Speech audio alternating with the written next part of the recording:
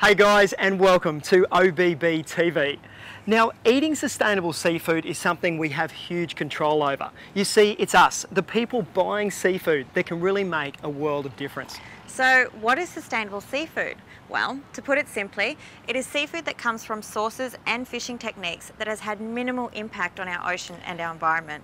And with over 90% of our large fish being depleted from the ocean already, we really need to take a look at what we're buying from supermarkets and also eating at restaurants. Now, one of Brisbane's very own celebrity chefs, Alistair McLeod of Brett's Wharf Restaurant, is leading the way and showing us all how easy being sustainable can be. He's passionate, he's dedicated and a little bit crazy, but you'll see he really knows what's good for the ocean. Now, I don't like to admit this, but Christy is a bit of a whiz in the kitchen, so I'm leaving this one up to you.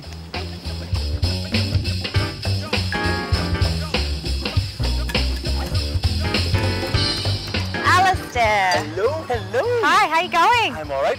What A is- savvy bee for you there. Oh, thank you. What are we cooking today? We're cooking some local squid.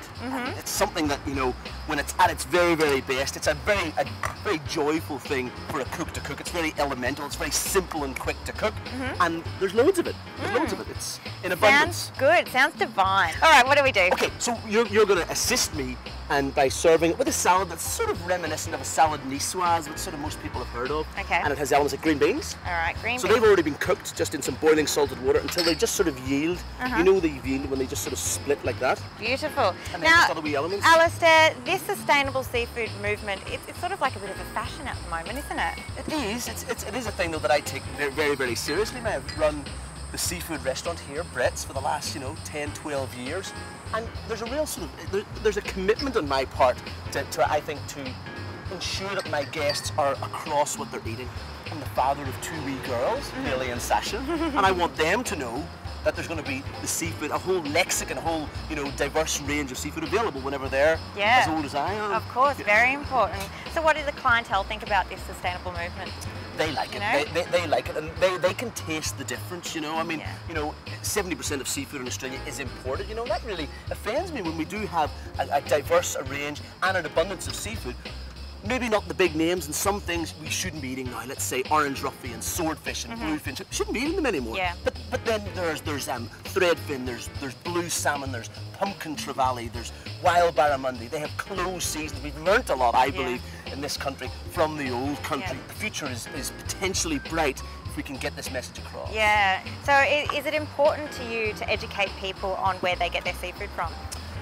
You know what, I mean, just with the sheer volume of business that we do here, I do feel really compelled, and it's quite fortunate because we have, with humility, a good reputation. People will trust us now, and they won't just eat the big blockbuster fish. That's very, very exciting for me that they will put their faith in me. It's very intimate. Cooking for someone, putting something in someone's mouth is a very intimate thing, and whenever they have the faith to try something brand new, but also know that they're then contributing to sustainable fisheries, there's good overlap there, and you can put a hole punch through it all, and you have a happy heart. I can feel your passion, Alistair. Anchovies.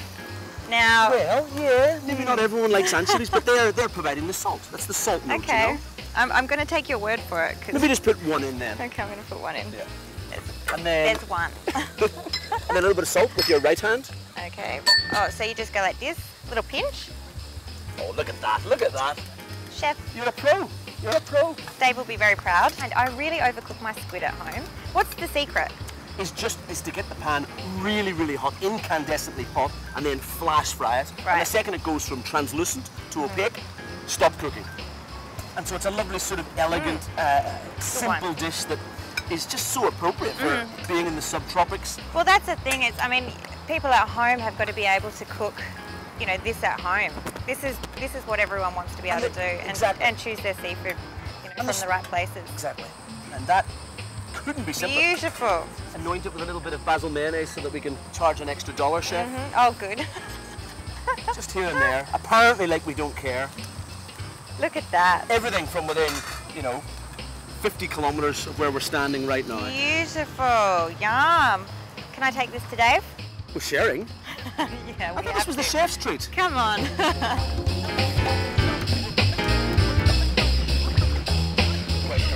Hey! I was just spending some time with your little friends here, Alistair. They're lovely. Mate, more importantly, how did she go in the kitchen? Absolute star. Really? Top ingredients prepared simply. All right, let's have a taste. Sustainable seafood. Magic. Taste the difference. Magic. Thank you, Alistair, so very much. Thank you. And sorry for talking while I got my mouth full, but we'll see you guys very soon on OBB TV.